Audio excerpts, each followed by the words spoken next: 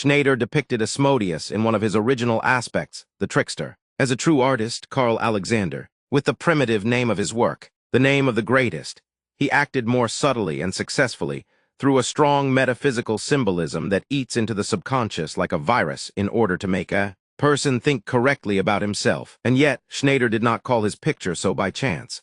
A shaman is not just a sage and a connection of all worlds in a person. He is also a trickster, not in the sense of buffoonery. No, it is a completely different side of this concept. The shaman is unpredictable, he is illogical, and therefore the limit is acausal. It is impossible to calculate. He is threefold. One of his essences can tell the truth, which turns out to be a lie. Another has meaning by deception. The third will reconcile these two sides together and burn the contradiction to the ground. And in each of his preparations, he will be sincere. This means that the gods love him and the spirits fear him. And that is the only reason he is invincible. Asmodeus' trickster essence came from the root core Ishma, whose conditional planetary nature is Mars-Mercury. This aspect takes into account acausal transformations and deeds that worked well in cooperation with his Martian nature. A destructive and fast impulse, after a new creation, the deed constantly changes the position of its essences, internally remaining a closed monolith. But this monolith can suddenly disintegrate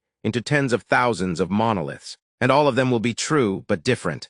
Our eternal God, the great king, is diverse, or rather, there is no exact image in him, but at the same time, he contains all those multiverses that are somehow connected with his essence. This means he can be anything. Did a thought suddenly dawn on you? This is Asmodeus. Do you see through everyone? Asmodeus, are you your own authority, power and judge? And here too he will be. Are you gathering the universe around yourself? Baruch Hamelech Ashmedai. Or you could just see at least part of his faces, and the endless string of images in which he can appear. Beloved, but this is not the main thing.